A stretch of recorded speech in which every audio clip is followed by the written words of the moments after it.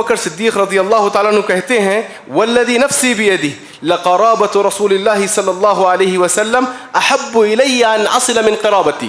کہتے ہیں کہ اللہ کی قسم جس کے ہاتھ میں میری جان ہے، رسول اللہ صلی اللہ علیہ وسلم کی قرابت داریوں کو جوڑنا مجھے اپنے رشتہ داروں کی رشتہ داری کو جوڑنے سے زیادہ افضل ہے. تو اس سے آپ کو پتہ چلے گا کہ اللہ کے رسول صلی اللہ علیہ وسلم کے جو صحابہ تھے ان کے دلوں میں آل بیت کے لیے کتنی جگہ تھی. ایک جگہ فرماتے ہیں ارقبوا محمدًا صلی اللہ علیہ وسلم فی اہل بیتہ، محمد صلی اللہ علیہ وسلم کی مبارک صورت دیکھنی ہو تو تم اہل بیت میں اسے تلاش کرنا، ان کے ساتھ اچھا رویہ اختیار کرنا، ان کے ساتھ اچھا معاملہ کرنا. کتنے ایسے آل البیت میں کی طرف نسبت کرنے والے صحابہ ملیں گے جنہوں نے اپنے نام صحابہ کے نام سے اور خصوصاً ابو بکر اور عمر، عثمان و علی، عثمان رضی اللہ تعالیٰ عنہ کی طرف نسبت کی. سب سے پہلے علی رضی اللہ تعالیٰ عنہ نے اپنے بیٹے کا نام ابو بکر رکھا، ابو بکر بن علی ابن ابی طالب. حسن رضی اللہ تعالیٰ عنہ نے اپنے بیٹے کا نام ابو بکر رکھا، ابو بکر بن حسن بن ابی طالب.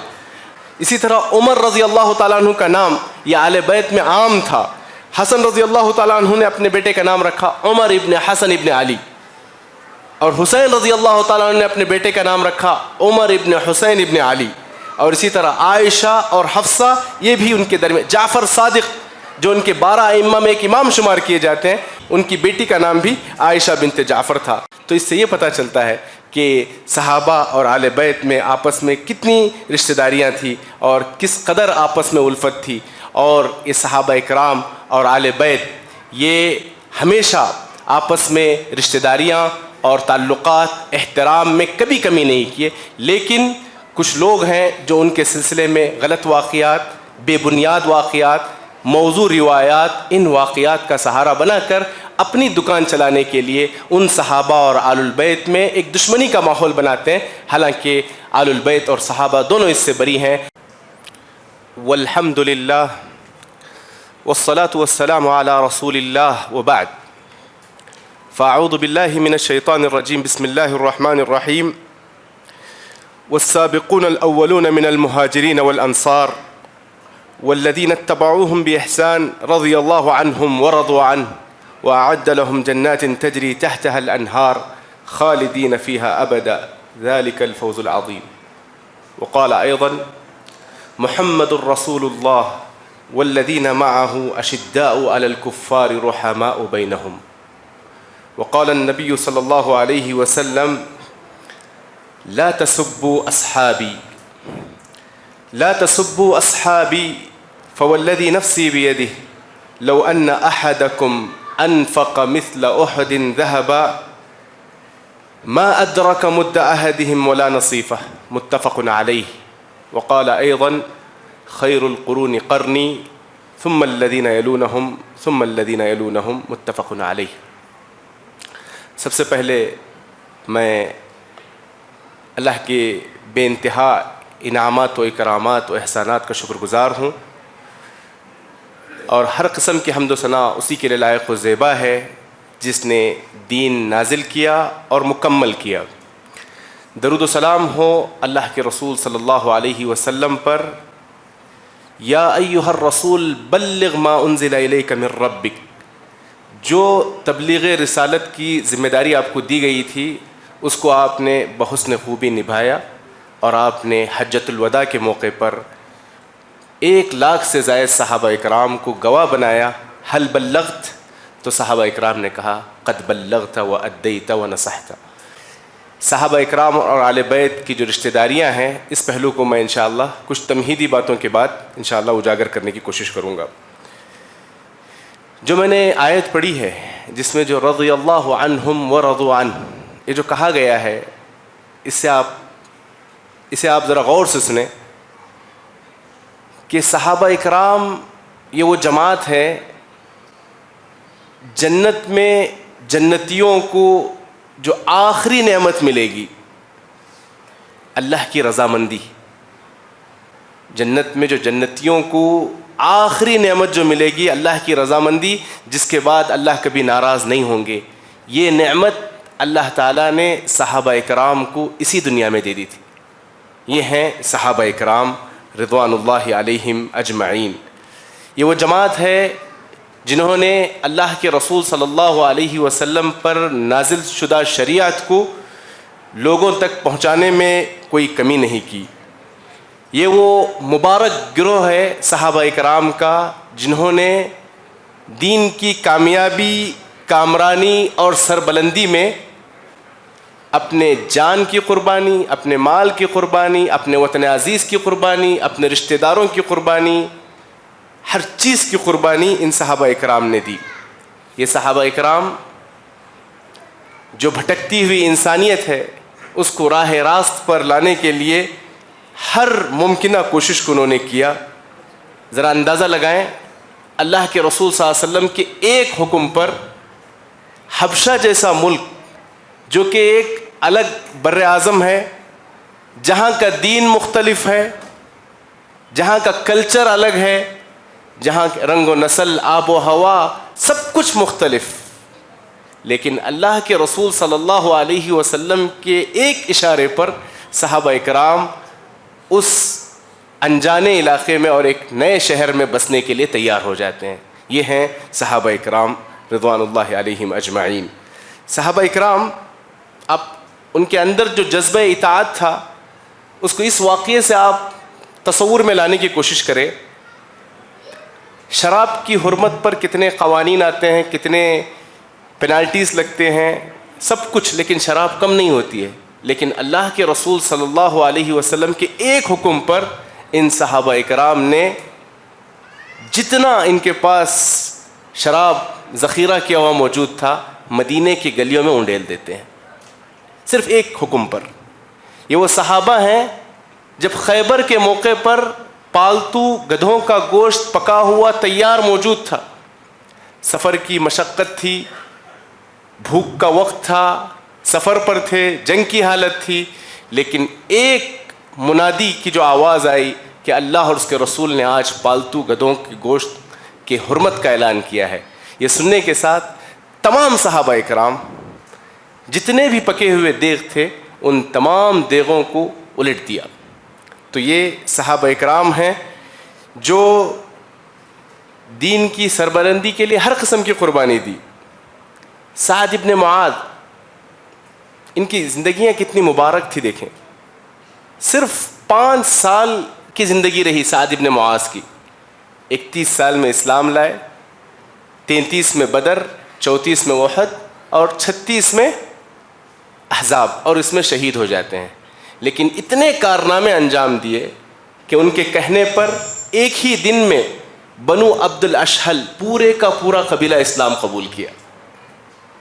یہ وہ تھے، یہودیوں نے بنو قریظہ کے فیصلے کے وقت اللہ کے رسول کا فیصلہ نہیں مانا، کہا ہم سعد کا فیصلہ سنیں گے، لیکن سعد نے ایسا فیصلہ سنایا کہ اللہ کے رسول صلی اللہ علیہ وسلم نے کہا یہ جو فیصلہ ہے 7 آسمان کے اوپر جو طے شدہ فیصلہ تھا وہ فیصلہ تم نے سنایا ہے، اور ان کے جنازے پر اللہ کا عرش ہل اٹھا، 70,000 فرشتے جنازے میں شریک رہے۔ صحابہ، آپ صلی اللہ علیہ وسلم نے کہا سعد کے جنازے میں جلدی کرو ورنہ تم سے پہلے فرشتے شریک ہو جائیں گے۔ یہ ہیں سعد، 5 سالہ زندگی اور اتنے کارنامے۔ ابو بکر صدیق رضی اللہ تعالیٰ عنہ، خلافت صرف 2 سال کی ہے، غور کریں کتنے انجازات، کتنے کارناموں پر مشتمل تھی۔ صحابہ اکرام کے بارے میں جب ہم بات کر رہے ہیں تو ان کی قربانیاں، ان کے اچیومنٹس، ان کے انجازات، ان کی قربانیوں کو ہمیں چاہیے کہ اس کو ہم تصور میں لائیں۔ صرف 2 سالہ خلافت، اس 2 سالہ خلافت میں مدعیان نبوت کا فتنہ ختم کیا، ارتداد کی جو لہر تھی اس پر روک تھام لگا دی، مانعین زکوٰۃ کا مسئلہ حل کیا، جیش اسامہ، صحابہ کے کئی مشورے آ رہے تھے، وہ چھوٹے ہیں، غلام کے بیٹے ہیں، حالات موافقت میں نہیں ہیں، حکمت عملی کے خلاف ہے، لیکن ابو بکر صدیق رضی اللہ تعالی عنہ نے، ابو بکر صدیق رضی اللہ تعالیٰ عنہ کا جو تاریخی جملہ تھا، اگر مجھے پتہ چلے کہ مدینے میں اطراف و اکناف مودی جانور گھیرے ہوئے ہیں اور مدینے میں صرف ابو بکر ہے، ایسی نازک حالت میں بھی جیش اسامہ اپنا جو مقصد ہے وہ پورا کر کے رہے گا اور یہ فوج جا کر رہے گی. اور اس کے علاوہ قرآن مجید کو جمع کرنا اور ان کی زندگی میں عشر مبشرہ میں کتنے لوگ اسلام قبول کرتے ہیں اور دیگر کارنامے، غلاموں کی ایک بڑی تعداد اسلام قبول کی، اور ہجرت پر جتنا بھی خرچ آیا وہ ابوبکر صدیق نے اٹھایا. تو اس سے پتہ چلتا ہے کہ ان کی زندگیاں بڑی مبارک تھی. 2 سال میں 2 صدیوں کا کام انہوں نے کیا. دیکھیں اللہ کے رسول صلی اللہ علیہ وسلم نے صحابہ کو ایسے تیار کیا تھا اور صحابہ نے اپنے بعد والوں کو ایسے تیار کیا تھا کہ صرف وفات رسول کے 10 سال بعد صحابہ اکرام وقت کے 2 عظیم سلطنتوں سے ٹکر لیتے ہیں، روم اور فارس. کسی ایک سے ٹکر لینا بھی لوہے کے چنے چبانا تھا، لیکن آپ صلی اللہ علیہ وسلم کی تربیت اس قدر پختہ تھی کہ بیک وقت عمر رضی اللہ عنہ کی خلافت میں روم اور فارس ان دونوں عظیم سلطنتوں کا خاتمہ کیا اور اسے زوال کی منہ دیکھنی پڑی. معزز سامعین، یہ تو 10 سال کی بات ہے، اور صحابہ نے اپنے بعد ایسی ٹیم تیار کی، ایسے فاتحین تیار کیے کہ 100 سال کی مختصر مدت میں پہلی صدی میں اسلام ایشیا، یورپ، افریقہ کے تمام حدود تک پہنچ چکا تھا. ہندوستان محمد بن قاسم پہنچ چکے تھے، چائنا کے حدود میں قتیبہ بن مسلم الباہلی پہنچ چکے تھے، عقبہ بن نافع نے افریقہ میں اپنا ڈیرا ڈال دیا تھا، اور طارق بن زیاد اور موسیٰ بن نصیر اسپین کے حدود اور اس کی باؤنڈری میں پہنچ چکے تھے. صرف 1 صدی میں صحابہ کی آپ نے ایسی تربیت کی کہ یہ ایشیا، یورپ، افریقہ تک پہنچ گئے. اور جو آپ صلی اللہ علیہ وسلم کا جملہ ہے لَصَوْتُ أَبِي طَلْحَةَ فِي الْجَيْشِ كَأَلْفِ رَجُلٍ، اس میں بڑا سبق ہے. اللہ کے رسول صلی اللہ علیہ وسلم کہتے ہیں ابو طلحہ جنگ میں جب چنگھاڑتے ہیں تو وہ 1000 لوگوں کی آواز کے برابر ہے. تو صحابہ میں کچھ ایسے تھے جو 1000 کا رول ادا کرتے تھے. ایک صحابی 1000 کا رول ادا کرنے والے تھے. جب مصر فتح نہیں ہو رہا تھا، عمر بن العاص کے ہاتھوں جب مصر فتح نہیں ہو رہا تھا، تو عمر رضی اللہ تعالیٰ عنہ نے خط لکھا، کیا بات ہے کہ مصر فتح نہیں ہو رہا ہے، یقیناً یہ ہمارے گناہوں کی پاداش اور اس کی سزا ہے. میں اب 4 صحابہ کو بھیج رہا ہوں، زبیر ابن عوام، مقداد ابن اسود، عبادہ ابن الصامت اور مسلمہ بن مخلد، اور کہا یہ 4 ان میں سے ہر ایک 1000 کے برابر ہے. اور ان کے جانے کے بعد جو کارروائی ہوئی، مختصر مدت میں صحابہ اکرام نے مصر، قاہرہ اور اب کا جو ایجپٹ ہے اس کو فتح کر لیا. دیکھیں جب ہم انبیاء کی تاریخ پڑھتے ہیں تو تمام انبیاء کی تاریخ میں ان کے دوستوں کا ذکر ملتا ہے. موسیٰ علیہ السلام کا جب ذکر ہو تو اصحاب موسیٰ، عیسیٰ علیہ السلام کا جب ذکر ہوتا ہے حواری عیسیٰ علیہ السلام کے دوستوں کا اور حواریین کا تذکرہ ملتا ہے. اسی طرح محمد صلی اللہ علیہ وسلم کی جب بات کی جائے تو اصحاب رسول صلی اللہ علیہ وسلم کی پوری تاریخ ملتی ہے. اگر عیسائیوں سے پوچھا جائے کہ عیسیٰ علیہ السلام کے بعد سب سے بہترین کون ہے، تو ان کا جواب ہوتا ہے اصحاب عیسیٰ، حواری عیسیٰ علیہ السلام کے جو حواری تھے وہ سب سے اچھے ہیں. اور موسیٰ علیہ السلام کے ماننے والوں سے اگر پوچھیں کہ موسیٰ علیہ السلام کے بعد سب سے اچھے کون، تو وہ کہتے ہیں اصحاب موسیٰ علیہ السلام کے ماننے والے. لیکن ہمارے معاشرے میں ایسے لوگ ہیں جو اپنے آپ کو اسلام کی طرف نسبت تو کرتے ہیں، لیکن جب ان سے پوچھا جاتا ہے کہ اللہ کے رسول صلی اللہ علیہ وسلم کے بعد سب سے برے کون ہیں، تو وہ کہتے ہیں اصحاب محمد صلی اللہ علیہ وسلم. کون ہیں؟ آپ جانتے ہیں شیعہ، جن کا یعنی تخمینہ اور جن کا اندازہ اور ان کا احصائیہ یہ ہے کہ اللہ کے رسول صلی اللہ علیہ وسلم کے وفات کے بعد صحابہ اکرام پورے کے پورے مرتد ہو گئے، پورے کے پورے صحابہ مرتد ہو گئے سوائے 3 کے، ابو ذر، مقداد اور سلمان الفارسی رضی اللہ تعالیٰ عنہ. یہ لوگوں کا عقیدہ ہے کہ پورے کے پورے صحابہ مرتد ہو گئے سوائے 3 کے. اب ذرا سوچ کر دیکھیں کہ جو صحابہ اکرام نے جو روم اور یہ جو بیماری ہے صحابہ کے سلسلے میں غلط خیالات اور جھوٹی روایتیں گھڑنا اور بے بنیاد باتیں کہنا اور ایسے افسانے نقل کرنا جس کی کوئی حقیقت نہیں ہے، یہ اس مرض کی اصل جڑ ہے کہ کچھ لوگ ایسے واقعات کو جس کی کوئی دلیل نہیں ہے، غیر مستند یعنی احادیث اور روایات جس میں متن کی کوئی صحت نہیں ہوتی، ایسی روایتوں کو اور اس کے سطحی اور ظاہری معنی کو لے کر سمجھتے ہیں کہ یہی ہماری تاریخ ہے، حالانکہ یہ بے بنیاد تاریخ ہے، اور اس بنیاد پر ایسے واقعات گھڑتے ہیں کہ ہم تصور نہیں کر سکتے۔ دیکھیں، روایات ہیں کہ صرف 3 صحابہ تھے جو اسلام پر قائم رہے۔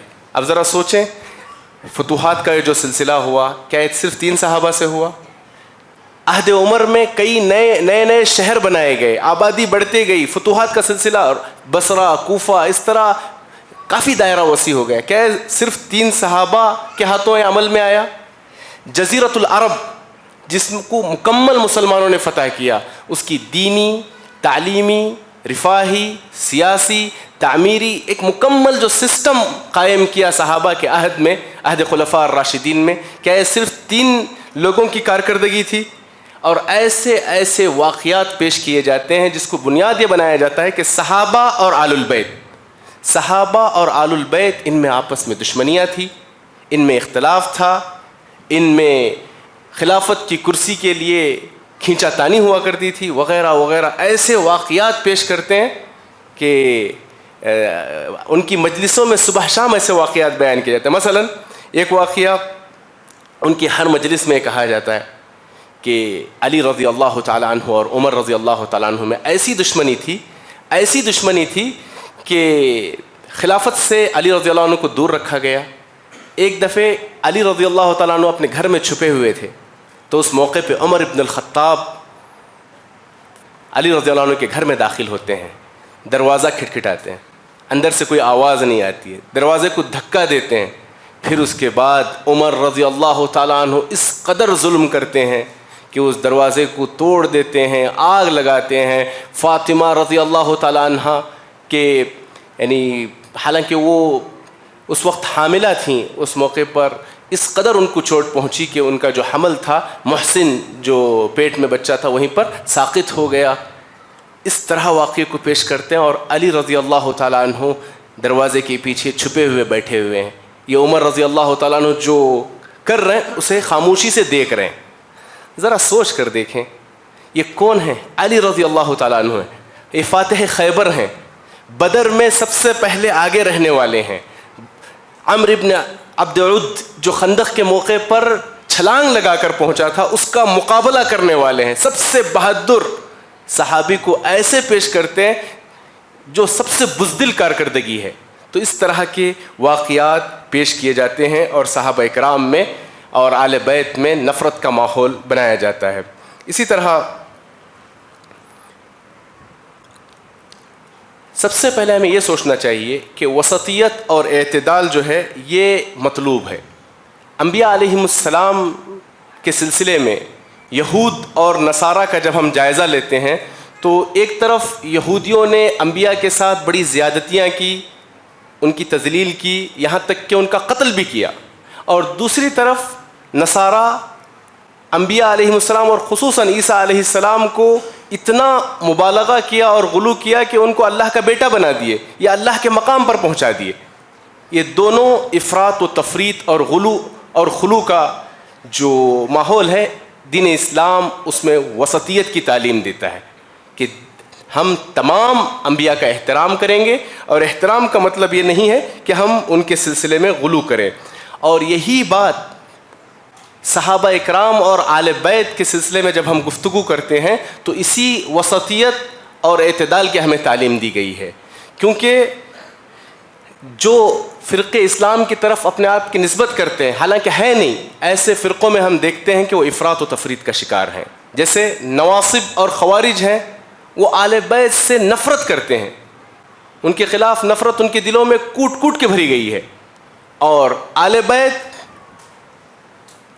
محبت کے نام پر علی رضی اللہ تعالیٰ عنہ کو رب کا مقام تک دے دیتے ہیں۔ یہ جو غلو اور خلو ہے، افراط و تفریط ہے، اسلام اس سے پاک ہے، اور اسلام کی تعلیم ہے ایاکم والغلو فانما ہلک من کان قبلکم بالغلو فی الدین، کہ جتنی بھی تباہی آئی ہے وہ دین میں غلو کرنے کی وجہ سے ہے.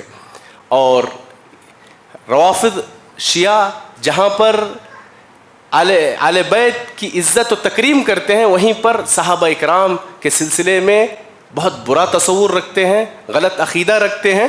یہ بالکل درست نہیں ہے، جو اسلامی تعلیمات کے خلاف ہے. جب ہم اہل بیت کی بات کریں، اہل بیت یہ کون ہیں؟ اہل بیت سے مراد بنو ہاشم اور بنو عبد المطلب ہیں، جس میں آل علی، آل جعفر اور آل عباس یہ شامل ہیں. شیعہ کی سب سے بڑی اہم کوشش یہ ہوتی ہے کہ آل بیت جب کہا جائے تو سب سے پہلے اللہ کے رسول صلی اللہ علیہ وسلم کی بیویوں کو باہر نکالتے ہیں. اما حفصہ، اما عائشہ اور دیگر امہات المؤمنین سب سے پہلے ان کو باہر نکالتے ہیں.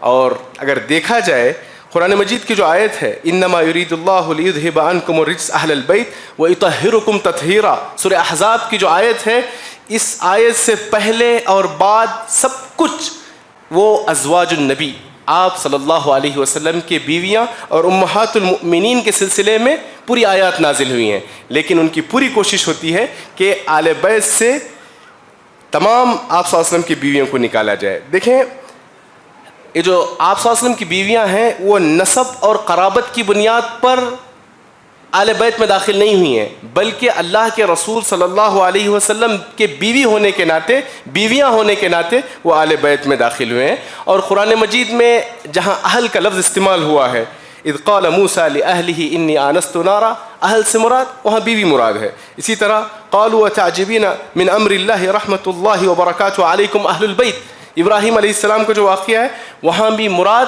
آل بیت سے وہ ابراہیم علیہ السلام کی اہلیہ ہیں. اب دیکھیں جب آل بیت کی جب بات ہم کرتے ہیں تو اس میں یقیناً اللہ کے رسول صلی اللہ علیہ وسلم کا خانوادہ شامل ہے، لیکن اس کا مطلب یہ نہیں ہے کہ وہ گناہ کریں، اللہ کے ساتھ شرک کریں تب بھی انہیں وہ درجہ حاصل ہوگا، ایسی بات نہیں ہے. ابو طالب جو خود آپ صلی اللہ علیہ وسلم کے خاندان سے آتے ہیں، لیکن کل قیامت کے دن سب سے ہلکا عذاب انہی کو دیا جائے گا. اور اللہ کے رسول صلی اللہ علیہ وسلم نے کہا یا فاطمہ بنت محمد اعملی فانی لا اغنی عنک من اللہ شیئا، اے فاطمہ تمہیں جو عمل کرنا ہے اس دنیا میں کرنا، آخرت میں تمہیں کوئی کام نہیں آؤں گا.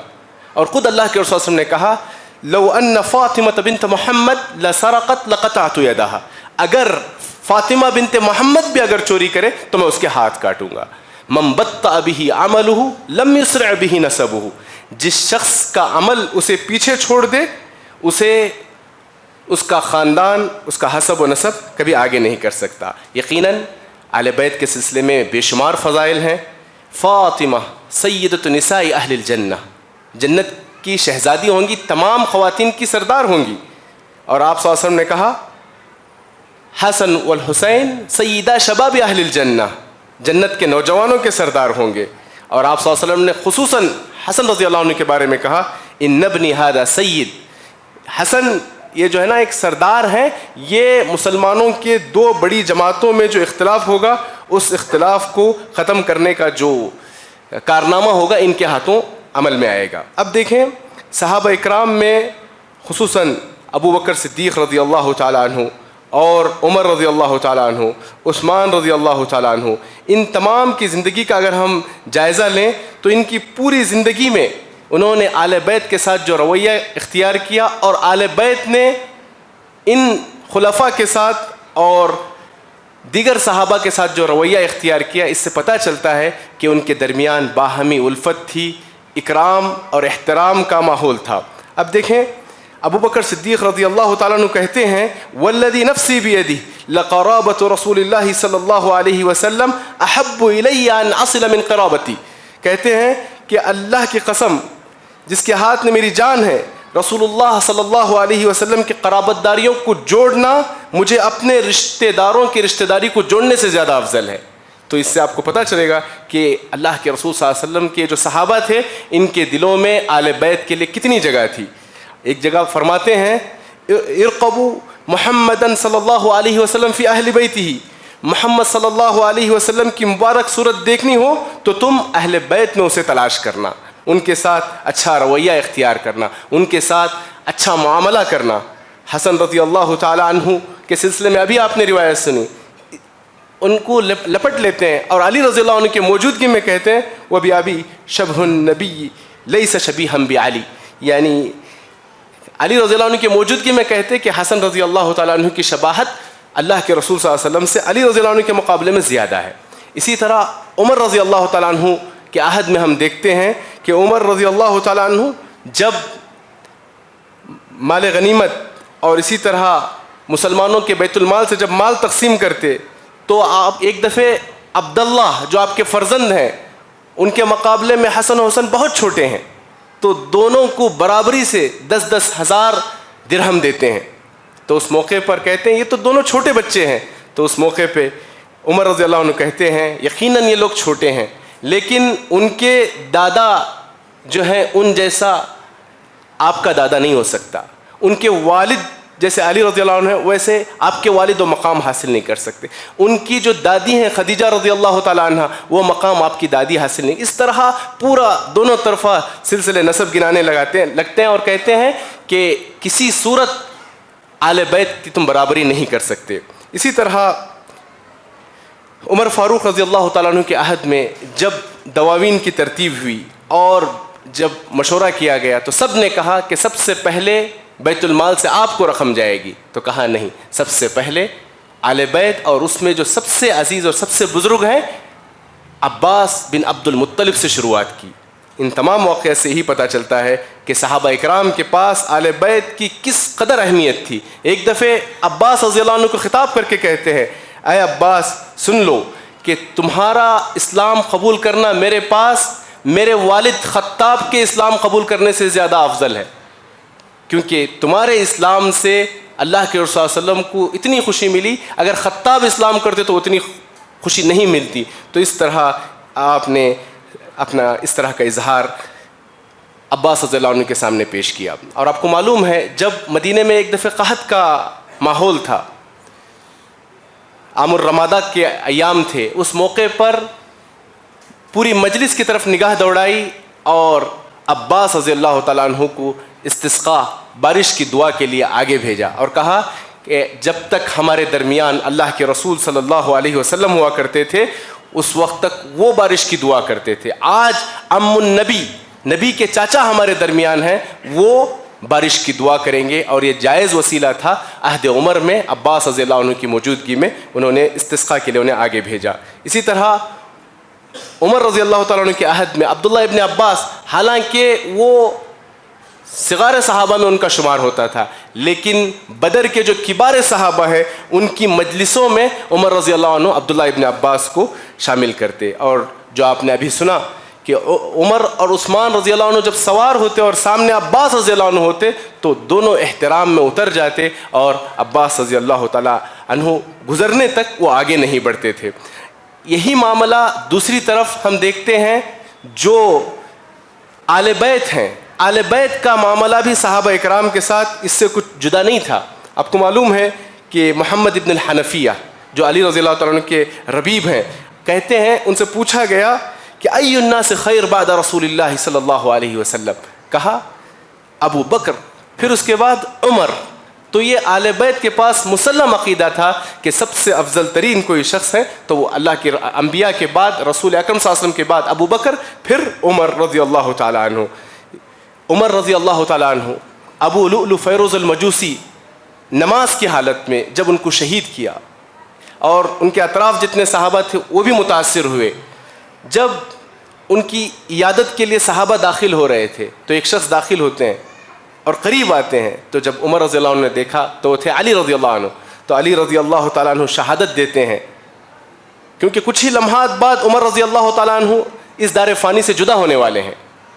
ان کی شہادت سے کچھ لمحات پہلے یہ کہتے ہیں کہ اللہ کے رسول صلی اللہ علیہ وسلم کی زبانی جو اکثر میں نے جو کلمات سنے یہی کلمات تھے، میں داخل ہوا میرے ساتھ ابو بکر و عمر تھے، میں مسجد سے باہر نکلا تو میرے ساتھ ابو بکر و عمر، کوئی بھی معاملہ جس میں مشورہ کرنا ہوتا تو ابو بکر و عمر ہمیشہ اللہ کے رسول صلی اللہ علیہ وسلم کے ساتھ ہوتے۔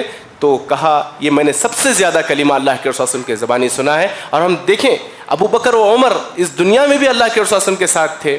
عالم برزخ جو وفات کے بعد کا مرحلہ ہے، آج دفن بھی ایک دوسرے کے درمیان ایک دوسرے کے ساتھ ہوئے ہیں، اور کل قیامت کے دن حشر بھی انشاءاللہ ایک دوسرے کے ساتھ ہوگا. تو یہ واقعات اس سے یہ پتہ چلتا ہے کہ آل بیت کا کس قدر، آل بیت صحابہ کا کس قدر احترام کرتے تھے. زید بن ثابت جب سوار رہتے تو ابن عباس رضی اللہ تعالیٰ عنہ باقاعدہ ان کی نکیل، سواری کی نکیل پکڑ کر آگے بڑھتے اور ترس جاتے کہ چھوڑ دیں. کہا نہیں، اللہ کے رسول صلی اللہ علیہ وسلم کی تعلیم ہے، ہم آل البیت کو یہ تعلیم ہے کہ ہمارے علماء کے ساتھ ہم ایسا ہی احترام کریں.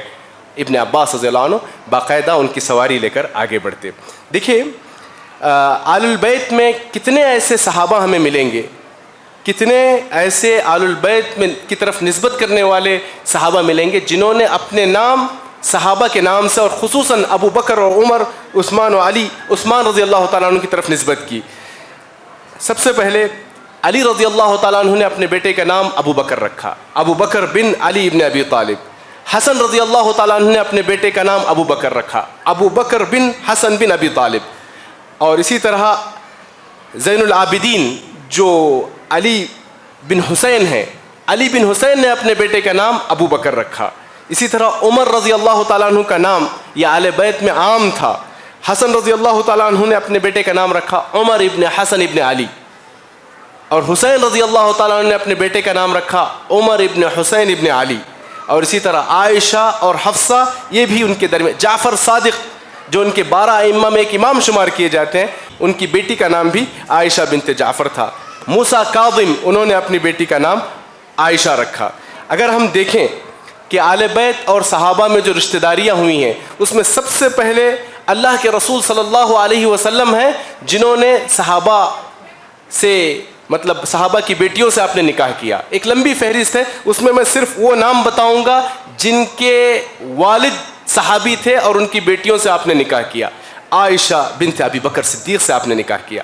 یہ دیکھیے آل بیت کا رشتہ، آل بیت کا رشتہ یہ صحابہ اکرام سے ہے. ابو بکر صدیق رضی اللہ عنہ کی بیٹی عائشہ سے آپ نے نکاح کیا. عمر ابن الخطاب ان کی بیٹی حفصہ سے آپ نے نکاح کیا. سفیان ابن حرب، ابو سفیان جو ہے ان کے بیٹی ام حبیبہ سے آپ نے نکاح کیا. اور اسی طرح جویریہ بنت الحارث سے آپ نے نکاح کیا. یہ واقعات یہ بتلاتے ہیں کہ اللہ کے رسول صلی اللہ علیہ وسلم نے صحابیات میں جو قریش سے تھیں یا پھر آل بیت کے سے باہر سے تھیں ان سے آپ نے نکاح کیا. اور اسی طرح علی رضی اللہ تعالیٰ عنہ نے ایک لمبی فہرست ہے بیویوں کی جو صحابیات سے آپ نے نکاح کیا. اسما بنت امیس سے آپ نے نکاح کیا، لیلہ بنت مسعود سے آپ نے نکاح کیا، امامہ بنت ابی العاص ابن الربیع جو زینب رضی اللہ تعالیٰ عنہا کی بیٹی تھی ان سے آپ نے نکاح کیا. اسی طرح حسن رضی اللہ تعالیٰ عنہ نے سہیل ابن عمر، یہ وہ صحابی ہیں جو صلح حدیبیہ کے موقع پر جن کا ذکر ملتا ہے، اور جب ارتداد کی لہر عام تھی تو مکہ میں خطیب بن کر کھڑے ہوئے، ان کی بیٹی ہند سے حسن رضی اللہ تعالیٰ نے نکاح کیا. طلحہ بن عبید اللہ جو 10 مبشرہ ہیں ان کی بیٹی سے ام اسحاق سے آپ نے نکاح کیا. اسی طرح عبد الرحمن بن ابو بکر ان کی بیٹی حفصہ سے آپ نے نکاح کیا. اور حسین رضی اللہ تعالیٰ عنہ کا بھی ذکر ملتا ہے کہ وہ طلحہ بن عبید اللہ کی بیٹی سے انہوں نے نکاح کیا. اسی طرح حسن بن حسن، ایک سلسلہ ہے جس سے پتہ چلتا ہے کہ بہت سے صحابہ اکرام تھے جو آل بیت سے رشتہ کیے ہوئے تھے، اور آل بیت میں بہت سے تھے جنہوں نے صحابہ سے رشتہ کیا. ابو بکر صدیق رضی اللہ تعالیٰ عنہ کے خاندان اور عمر ابن الخطاب رضی اللہ عنہ کے خاندان اور اسی طرح عثمان ابن عفان، ان 3 صحابہ سے متعلق بتاتا چلوں کہ کتنی آپس میں رشتہ داریاں تھیں.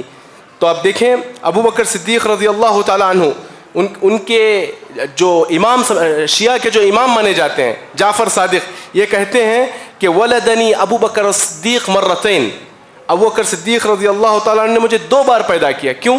کیونکہ ان کے والد کی طرف سے اور والدہ کی طرف سے سلسلہ نسب جا کر ملتا تھا ابو بکر صدیق رضی اللہ تعالیٰ عنہ سے. اور ابو بکر صدیق رضی اللہ تعالیٰ عنہ نے علی رضی اللہ عنہ کے جو سگے بھائی تھے، علی رضی اللہ عنہ کے جو سگے بھائی تھے جعفر بن ابی طالب الطیار، جعفر طیار، ان کی شہادت کے بعد ان کی اہلیہ اسما بنت امیس، ان سے ابو بکر صدیق رضی اللہ تعالیٰ عنہ نے نکاح کیا. اور اسی طرح علی رضی اللہ تعالیٰ عنہ نے جو حسن و حسین کے ساتھ جن کی پرورش ساتھ ہوئی تھی، محمد ابن الحنفیہ، ان سے علی رضی اللہ تعالیٰ عنہ نے ان سے جو اولاد ہوئی ان کے متعلق کہتے تھے محمد ابن الحنفیہ کے سلسلے میں، ھذا ابنی من ظہر ابی بکر، یہ میرے بیٹے ہیں، لیکن یہ سلسلہ نسب ان کا ابو بکر صدیق رضی اللہ عنہ سے اوپر جا کر ملتا تھا۔ ایسے بے شمار قرابتیں ہمیں ملیں گی جس سے پتہ چلتا ہے کہ ابو بکر صدیق رضی اللہ تعالیٰ عنہ اور ان کے خاندان اور آل بیت نے بڑی رشتہ داریاں ہوئیں۔ عمر ابن الخطاب رضی اللہ تعالیٰ عنہ، جن کو فاروق کا لقب ملا، جو حق و باطل میں فرق کرنے میں ان کی مثال دی جاتی ہے، جن کے اس عہد میں اسلام روم و فارس تک پہنچا، اتنی بڑی عظیم شخصیت، ہم دیکھتے ہیں کہ ان کے اور آل بیت میں کتنی رشتہ داریاں ہوئیں۔ سب سے پہلے رشتہ داری خود ان کی بیٹی حفصہ رضی اللہ تعالی عنہ کا نکاح اللہ کے رسول صلی اللہ علیہ وسلم سے انہوں نے کروایا۔ یہ خود اللہ کے رسول صلی اللہ علیہ وسلم اور عمر ابن الخطاب کی بیٹی کا آپس میں رشتہ ہے۔ پھر اس کے بعد دوسرا رشتہ عمر ابن الخطاب رضی اللہ تعالیٰ عنہ نے علی رضی اللہ تعالیٰ عنہ کی بیٹی ام کلثوم بنت علی سے خود عمر رضی اللہ تعالیٰ عنہ نے نکاح کیا۔ پھر اسی طرح اس کے بعد جو اس نکاح سے ام کلثوم سے جو نکاح ہوا، اس سے پیدا ہوئے زید ابن عمر پیدا ہوئے، اور زید ابن عمر کہتے ہیں انا ابن الخلیفتین۔ اور عثمان رضی اللہ تعالیٰ عنہ اور آل بیت کا رشتہ کس قدر پختہ تھا اور آپسی باہمی تعلق تھا، آپ اندازہ لگائیں کہ اللہ کے رسول صلی اللہ علیہ وسلم نے سب سے پہلے رقیہ سے آپ کا نکاح کیا، رقیہ سے نکاح کیا، اور رقیہ کے ساتھ آپ نے حبشہ کی ہجرت کی، مدینے کی ہجرت کی، دو ہجرتیں نصیب ہوئی۔ اور عثمان رضی اللہ تعالیٰ عنہ جب یوم بدر تھا، بدر کا دن تھا، تو اس موقع پر عثمان رضی اللہ تعالیٰ عنہ بدر میں شریک نہیں ہو سکے کیونکہ ان کی اہلیہ رقیہ بیمار تھیں، تو آپ نے ان کی تیمارداری کا حکم دیا، اور عثمان رضی اللہ تعالیٰ عنہ جب حالانکہ بدر میں موجود نہیں تھے، اس کے باوجود مال غنیمت میں ان کو حصہ دیا، اور اسی تاریخ کو رقیہ رضی اللہ تعالیٰ عنہ وفات پاتی ہے۔ پھر اس کے بعد آپ نے دوسری بیٹی ام کلثوم سے ان کا نکاح کروایا۔ ام کلثوم تقریباً 9 ہجری تک ان کے ساتھ رہیں۔ ام کلثوم کی جب وفات ہوئی تو اللہ کے رسول صلی اللہ علیہ وسلم نے کہا کہ اگر میری تیسری بیٹی ہوتی، چاروں بیٹیوں کا نکاح ہو چکا تھا، 2 بیٹیوں کو ذوالنورین عثمان رضی اللہ عنہ کو دے چکے تھے، کہا اگر میری تیسری بیٹی ہوتی تب بھی میں عثمان رضی اللہ عنہ سے ان کا نکاح کراتا۔ تو اس سے یہ پتہ چلتا ہے کہ صحابہ اور آل بیت میں آپس میں کتنی رشتہ داریاں تھیں اور کس قدر آپس میں الفت تھی، اور یہ صحابہ اکرام اور آل بیت یہ ہمیشہ آپس میں رشتہ داریاں اور تعلقات احترام میں کبھی کمی نہیں کیے۔ لیکن کچھ لوگ ہیں جو ان کے سلسلے میں غلط واقعات، بے بنیاد واقعات، موضوع روایات، ان واقعات کا سہارا بنا کر اپنی دکان چلانے کے لیے ان صحابہ اور آل البیت میں ایک دشمنی کا ماحول بناتے ہیں، حالانکہ آل البیت اور صحابہ دونوں اس سے بری ہیں۔ یہ کچھ جھلکیاں تھیں، ورنہ اس سے اور زیادہ ایک لمبی فہرست ہے جس سے پتہ چلتا ہے کہ آل بیت اور صحابہ میں آپس میں بڑی گہرائی اور رشتہ داری تھی۔ انہی باتوں پہ میں اپنی بات ختم کرتے ہوئے، صحابہ اکرام سے متعلق ہمارا مطالعہ گہرا ہونا چاہیے، اس سے متعلق جتنے شکوک و شبہات ہیں اہل علم سے مراجعہ کر کے اس کا ازالہ کرنا چاہیے۔ وصلی اللہ تعالی علی نبینا محمد وعلی آلہ وصحبہ وسلم۔ والسلام علیکم ورحمۃ اللہ وبرکاتہ۔